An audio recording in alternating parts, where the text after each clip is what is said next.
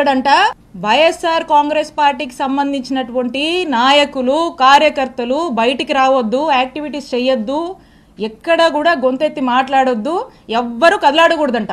ప్రతి గ్రామం నుంచి ఈ రోజున పోలీస్ స్టేషన్లో కేసులు పెట్టడం, పోలీస్ స్టేషన్లకు పిలిపించడము, హరాస్ చేయడము, తిట్టడము, కొట్టడము, కేసులు పెట్టడము, అరెస్టులు చేయడము, జైళ్లకు తీసుకువెళ్లడము, ఈ విధమైనటువంటి అరాచక పాలన చిలుకలూరుపేట నియోజకవర్గంలో నడుస్తోంది. ఇదట్లా ఉంటే ఇక్కడున్న చాలా మందికి తెలుసు, మా మామగారు 80 సంవత్సరాల వయసు కన్నా పెద్దోడండి. ఆ వయసులో ఉన్నటువంటి పెద్ద మనిషి మీద కూడా కేసు కట్టించాడు ఈ ఎమ్మెల్యే పుల్లారావు. నా మరిది ఫారిన్ సిటిజన్, ఫారిన్ లో వ్యాపారాలు చేసుకుంటే నా మరిది మీద కేసు కట్టించాడు ఈ ఎమ్మెల్యే పుల్లారావు. నాకేనా కుటుంబం ఉంది, మీకు లేదా కుటుంబం? ఎన్ని రోజులు సాగుద్ది అనుకుంటున్నారు ఇట్లా? ఎన్ని రోజులు నడుస్తుంది అనుకుంటున్నారు ఇట్లా? నేను ఇక్కడ మీకు ఒక్కటే చెప్పాలనుకుంటున్నా, ఈరోజు నా కుటుంబాన్ని, మా వైఎస్ఆర్ కాంగ్రెస్ పార్టీ నాయకుల్ని కార్యకర్తల్ని మీరు ఇబ్బంది పెడతా ఉన్నారు. పుల్లారావు గారు, మీకంటూ ఓ రోజు వస్తుంది, గుర్తు పెట్టుకోండి. ఇంకోసారి చెప్తున్నా, మా కుటుంబం జోలికి వస్తున్నారు కదా, మాది పురుషోత్తపట్నం, గుర్తు పెట్టుకోండి, ఊహించుకోండి ఒకసారి. నేను ఇక్కడ మీ మీద గెలిచి మిమ్మల్ని ఇంట్లో కూర్చోబెట్టాను. ఇక్కడ 5 ఏళ్లు నేను పనిచేశా, నేను ఎమ్మెల్యేగా చేశా, నేను మంత్రిగా పనిచేశా. కానీ ఎక్కడా కూడా ఇలాంటి వాతావరణాన్ని క్రియేట్ చేయాల, ఇలాంటి అరాచక పాలనకు మేము ప్రోత్సహించలా. ఎక్కడా కూడా ఏదన్నా కూడా చట్టం తన పని తాను చేసుకుపోయింది తప్పితే మేము ప్రొవోక్ చేసి, మేము మా ఇంట్రెస్ట్ లేవి చెప్పి ప్రజల్ని ఇబ్బంది పెడుతూ ఈ రకమైనటువంటి అక్రమాలకు మేము పాల్పడలా. ఒక పీస్ఫుల్ ఎన్వైరన్మెంట్ ప్రతి ఒక్కరికి, అన్ని వర్గాల వాళ్ళకి మేము కల్పించి ప్రతి ఒక్కరు కూడా సంతోషంగా ఉండి, వాళ్ళకి ఇంకేదన్నా కష్టాలుంటే వాళ్లకు మేము తోడుగా అండగా ఉండేటువంటి కార్యక్రమాన్ని చేశాం. ఇక్కడ నేను ఎమ్మెల్యేగా ఉండి, ఇక్కడ మంత్రిగా ఉండి, ఇక్కడ ఉన్నటువంటి ప్రజలకు కొన్ని వేల కోట్లతో గవర్నమెంట్ హాస్పిటల్ నిర్మాణం చేస్తే, ఈ రోజున మన చుట్టుపక్కల ఉన్నటువంటి నియర్ బై ఉన్నటువంటి జిల్లాల్లో వాళ్ళు కూడా, మనకి ఇటు ఉన్నటువంటి ఊర్లలో అందరూ కూడా చక్కగా వచ్చి ఈరోజు వేల సంఖ్యలో చక్కటి వైద్య సేవలు పొందుతున్నారు.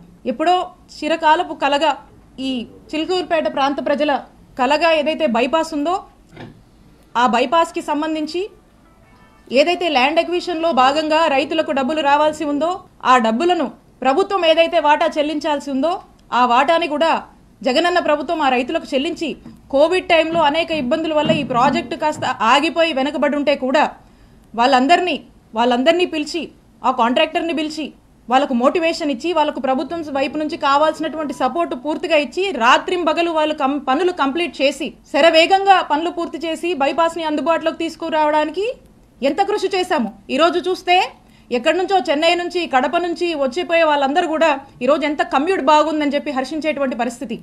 ఈరోజు ప్రతి ఒక్కరు కూడా యాక్సిడెంట్లు తగ్గి సంతోషంగా ఉన్నటువంటి పరిస్థితి. అలాగే చిలకలూరుపేట పట్టణ ప్రాంతానికి సంబంధించి అమృత్ పథకం చివరి దశలో ఉంది.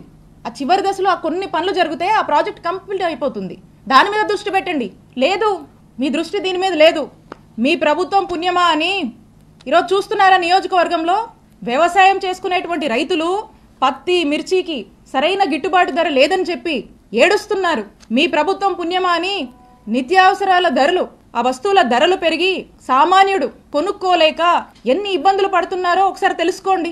మీ ప్రభుత్వ పుణ్యమా అని వ్యాపారస్తులు వ్యాపారాలు సరిగా సాగక, ఆ వ్యాపారం సాగించాలన్నా మీరు పెట్టే ట్యాక్సులు, మీరు అడుగుతున్నటువంటి మెంబర్షిప్లు కట్టలేక ఎన్ని ఇబ్బందులు పడుతూ తలబాదుకుంటున్నారో తెలుసుకోండి. ఇవేవి మీకు పట్టవు. పూర్తిగా మీ ఫోకస్ 2 అంశాల మీదే. ఆ 2 అంశాలు ఏంటంటే, ఒకటి, విడుదల రజనీ మీద కేసు పెట్టాలి, విడుదల రజనీ కుటుంబ సభ్యుల మీద పెట్టాలి, వైఎస్ఆర్ కాంగ్రెస్ పార్టీ కుటుంబ సభ్యులందరి మీద కూడా పెట్టాలి. ఎవ్వరూ కదలాడకూడదు, హింసించాలి, జైళ్ళ దాకా తీసుకువెళ్ళాలి, అక్రమ కేసులు, అక్రమ అరెస్టులు చేయాలి. ఇదొక ఇంట్రెస్ట్ అయితే మీకు ఇంకొక ఇంట్రెస్ట్, హ్యాపీగా జోబులు నింపుకోవాలి. సామాన్యుల్ని కూడా ఇబ్బంది పెట్టి అక్రమంగా డబ్బులు సంపాదించాలి, మీ జోబులు నింపుకోవాలి. దోపిడీ, అక్రమ సంపాదన, అక్రమ కేసులు, అక్రమ సంపాదన, ఈ రెండిటి మీదే మీ 100% ఫోకస్ ఉంది. దీంట్లో 10% అయినా ఇంత హ్యూజ్ మ్యాండేట్ ఇచ్చారు ఈ జనానికి. వీళ్ళు ఏ సమస్యల్లో ఉన్నారు, ఈ సమస్యల గురించి పట్టించుకుందాం, వీళ్ళకు మేలు చేద్దామని దీంట్లో 10% మీరు పనిచేసినా ఈ నియోజకవర్గం బాగుపడుతుంది. కానీ ఇవేవి పట్టవు, ఇవేవి మీకు పట్టట్లేదు. ఒక్కసారి ఆలోచన చేయండి. మేము అధికారంలో ఉన్నప్పుడు, నేను ఎమ్మెల్యేగా ఉన్నప్పుడు, నేను మంత్రిగా ఉన్నప్పుడు, ఒక్కసారి 2014 నుంచి 2019 వరకు మీరు చేసినటువంటి అక్రమాలు, ఇల్లీగల్ యాక్టివిటీస్, మీరు చేసినటువంటి స్కాములు, మీరు చేసినటువంటి పాపాలు ఇవన్నీ ఏంటా అని ఇక్కడున్నటువంటి ఒక సామాన్య జర్నలిస్టు మిమ్మల్ని ప్రశ్నిస్తే జర్నలిస్టు మర్డర్ల దాకా కూడా మీరు చేసినటువంటి పాపాల గురించి నేను ఒక్కరోజు ఆలోచించుంటే ఏమైండే వాళ్ళు పుల్లారావు గారు, మీరు ఏమైండే వాళ్ళు? ఒక్కసారి ఆత్మవిమర్శ చేసుకోండి. నా మీద పెట్టిస్తారా కేసులు? మా నాయకుల్ని వేధిస్తారా? వైఎస్ఆర్ కాంగ్రెస్ పార్టీని గొంతు నొక్కేస్తారా ఇక్కడ మీరు? ఇవేమి సాగవు, ఇవేమి కుదరవు.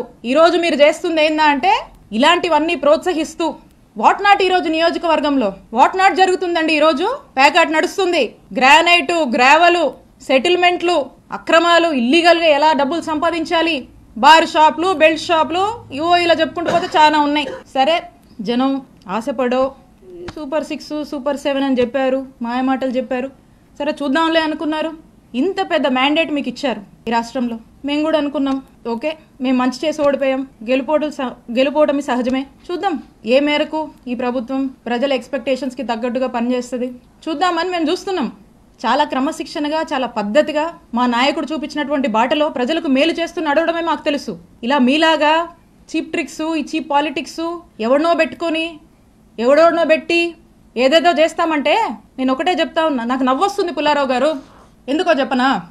నా రాజకీయ అనుభవం 7 ఏళ్ళు. నా 7 ఏళ్ల రాజకీయ అనుభవం ముందు మీ 25 ఏళ్ల రాజకీయం తల జించుకుంది ఈ రోజుతో అనిపిస్తుంది. అక్రమ కేసులు కడతారా? అక్రమ కేసులు పెడతారా? భయపెట్టాలని చూస్తారా? మీరు నన్ను కానీ, మా కుటుంబ సభ్యుల్ని కానీ, మా నియోజకవర్గ ప్రజల్ని కానీ, అండ్ ఎస్పెషలీ మా వైఎస్ఆర్ కాంగ్రెస్ పార్టీ నాయకుల్ని, కార్యకర్తల్ని, వైఎస్ఆర్ కాంగ్రెస్ పార్టీ కుటుంబ సభ్యులు, ఇక్కడ ఉన్న వాళ్ళందరినీ కూడా, కుటుంబ సభ్యులందరినీ కూడా బెదిరించి, భయపడి, అక్రమ కేసులు పెట్టి, అక్రమ అరెస్టులు చేస్తే ఎవ్వరం భయపడం. మీరు పెట్టిన ప్రతిసారి ఇంకా బలంగా ఎదుర్కొంటాం, ఇంకా బలంగా నిలబడతాం, ముందుకు వెళుతాం. మీరు అనుకుంటున్నారేమో ఇంకో 4 ఏళ్ళు కదా అంటే, వింటున్నాం లాలీలు చెప్తుంటే, ఇంకో 4 ఏళ్ళు కదా హ్యాపీగా వీలైనంత అవకాశం ఉన్నంత వరకు దోపిడీ చేసి, ఇల్లీగల్ పనులన్నీ చేసి, జోబులు నింపుకొని, ఓ బ్యాగ్ నుండి సంపాదించుకొని రిటైర్ అయిపోదాం అనుకుంటున్నట్టున్నారు. ఇప్పటి నుంచి మొదలుపెట్టినా నేను ఇంకో 30 నుంచి 40 సంవత్సరాలు రాజకీయాలు ఇక్కడే చేస్తాను. గుర్తుపెట్టుకోండి, 30 నుంచి 40 సంవత్సరాలు ఆ దేవుడు చల్లగా చూస్తే మీరెక్కడున్నా, ఏ ఊళ్ళో దాక్కున్నా మిమ్మల్ని లాక్కొచ్చేది ఖాయం. వడ్డీతో సహా విత్ ఇంట్రెస్ట్ నీకు తిరిగిస్తాం. అలాగే కొంతమంది ఈయనను చూసుకొని, అధికారులను చూసుకొని అర్జెంటుగా కయ్యానికి కాలు దూకుందామని చెప్పి వార్డుల్లో, గ్రామాల్లో మా వైఎస్ఆర్ కాంగ్రెస్ పార్టీకి సంబంధించినటువంటి యాక్టివిస్టులు, నాయకులు కావచ్చు, కార్యకర్తల మీద కావచ్చు, ఏదో కాలు దూకి ముందుకొచ్చి పిచ్చి పిచ్చి కట్టుకథలల్లి కేసులు పెడదాము, గొడవలు పెట్టుకుందామని ముందుకు దూకుతున్నారేమో. మీ ఎవ్వరిని మర్చిపోను. అందుకే చెప్తున్నా, ఆయనకి, మీకు, మీ ఎవ్వరిని వదిలిపెట్టం. మీ సంగతి తేలుస్తాం, తేల్చి రాజకీయం చేసుకుంటామని తెలియజేస్తున్నా.